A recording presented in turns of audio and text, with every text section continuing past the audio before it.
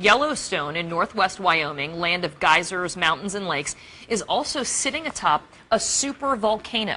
And it just took what scientists describe as a deep breath, causing miles of ground to rise dramatically. So what does this mean? Well, joining us right now is Michio Kaku. He is a physics professor at the City University of New York and the author of the upcoming book, Physics of the Future. Thanks so much for joining us. Glad to be on. So the last time this happened was 640,000 years ago. We're due? We are due. Forget Yogi Bear. Okay, forget Old Faithful.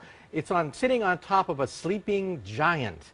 Now, if you're sleeping next to an 800-pound gorilla, you monitor every burp, every snore of this gigantic gorilla, because when it blows, it could destroy the United States as we know it. This is a pretty scary prospect. I want to just show people what we're talking about here when we talk about this super volcano, and we have a little thing to show you, a map with some of the details. So that's where it is. It's beneath Yellowstone. It's been there, as we know. I guess this has erupted 3 times in 2.1 million years.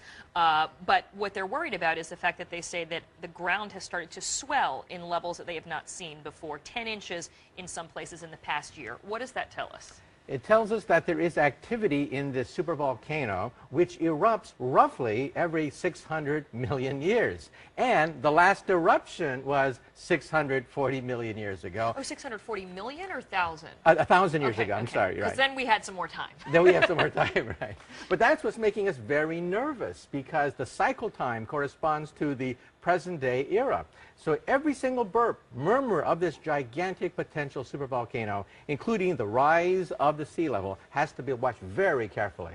All right, so when we talk about this, and we have pictures, pictures of Mount St. Helen erupting back in 1980. Let's just show this right now. You say that an explosion with this supervolcano under Yellowstone, and there we're seeing the Mount St. Helens, would be 1,000 times bigger than this. What type of damage are we talking about here? We're talking about immediate damage out to 100 miles from the site. That is total devastation, basically wiping out everything in sight. However, the real damage goes out to 500 miles if you include volcanic ash, poisonous gases, death of wildlife and vegetation, and that's a ring about 1,000 miles across. That's the heartline of America.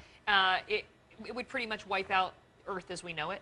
It would wipe out the United States as we know it. And again, we don't want to panic anybody. It could happen tomorrow, or it could happen 100,000 years from now. It's black magic trying to predict exactly when it's going to blow, but we do know one thing. One day, it will blow. And you say that something on this scale is what wiped out the dinosaurs. 65 million years ago, another supervolcano coincided with this meteor that hit Mexico, and we think it was a double whammy that knocked out the dinosaurs. So it's something that we take very seriously, but again, the cycle time is measured on the scale of hundreds of thousands of years. Would there be anything we could do to prepare or to get people out? I mean, how much of a warning might we get with this eruption?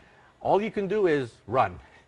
You don't get much warning. What happened is the ground starts to rise, more and more earthquakes take place, more ash and volcanic gases start to be unleashed. That's about the only warning we get, because we do not have a good way to predict volcanic eruptions.